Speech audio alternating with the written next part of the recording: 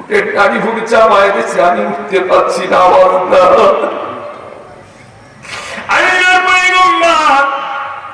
বিশ্বনবীর কন্যা দৌড়িয়ে যায়, কই আব্বা, আব্বা,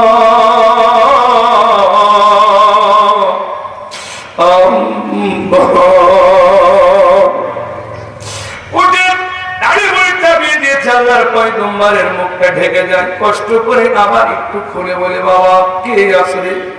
এরপরে কাছে গিয়ে দেখে খাতুনে জান্নাত চিনতে পেরেছে, এই তারিখে আমার আব্বা।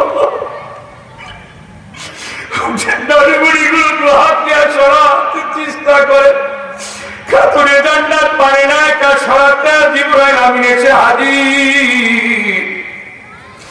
নবীকে বলে, ইয়া রাসূল, ইয়া হাবিবাল্লাহ, হুজুর আপনি অনুমতি দেন, আপনাকে দেন এরকম শাস্তি দিয়েছে, এরকম কষ্ট দিচ্ছে, আপনি একটু অনুমতি দেন, আমি এই মরুপ্রান্তরের পাহাড় গুলো দিয়া এই সব দুষ্কৃত লোকদেরকে একটা চাপা দিয়া, একটা থাপ্পড় দিয়া শেষ করে দেয়। আল্লাহ পয়গম্বর বলে, জিবরাইল তাড়াহুড়া করে সরায় দাও, উটের নাড়ি ভুড়ি সরায় দিল। জিবরাইল আমিন সরায় দেওয়ার পরে খাতুনে জান্নাতের কাছে দাঁড়িয়ে গেল। ফাতিমার কাছে যে মা কি বলছেন, মা তুই কাঁদিস না, এটা নবী আলাইহিস সালামের আদর্শ, মানুষ মারবে আর সহ্য করবে নবীগণ। ও মা খাতুনে জান্নাত, এর নাম সবর, এর নাম ধৈর্য।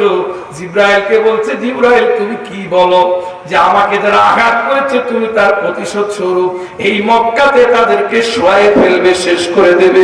যদি শেষ করে দাও, আমি আব্দুল্লাহ বেটা মুহাম্মদ, আমি কারেমিয়া দ্বীন ইসলাম প্রচার করব। আল্লাহর পয়গম্বরের ছিল এই ধৈর্য। জোরে বলেন ঠিক না? এর নাম ইসলাম, এর নাম ইসলাম। এজন্য আমাদের চরিত্র, আমাদের সবকিছু ভালো করতে হবে। যদি ভালো করতে পারি তাহলে আল্লাহ সুবহানাহু ওয়া তাআলা কবুল করবে, আমরা কবুল করবে। ধৈর্য ধারণ করতে হবে। হযরত ইয়াকুব আলাইহিস সালামের জীবনের ভিতরে দেখলাম, ধৈর্য ধারণ না করলে কিচ্ছু হবে না। হযরত আইয়ুবকে দিয়ে পরীক্ষা করলেন, ইয়াকুব আলাইহিস সালামের একটা সন্তান দিয়ে পরীক্ষা করলেন। কেন? হযরত ইয়াকুব আলাইহিস সালাম সন্তানের নাম ছিল হযরত ইউসুফ আলাইহিস সালাম। নিজের কাছ থেকে সরাই দিয়া হযরত ইউসুফ আলাইহিস সালাম, আল্লাহু আকবার, আব্বার সবচাইতে 12টা সন্তানের ভিতরে সবচাইতে প্রিয় সন্তান, আল্লাহু আকবার, হযরত ইউসুফ আলাইহিস সালাম ছিলেন। ইয়াকুব আলাইহিস সালাম কাঁদেন, চোখের পানি ছেড়ে দিয়ে কাঁদেন, কোথাও পায় না। অনেক বড় লম্বা ঘটনা, সত্য আকারে বলি।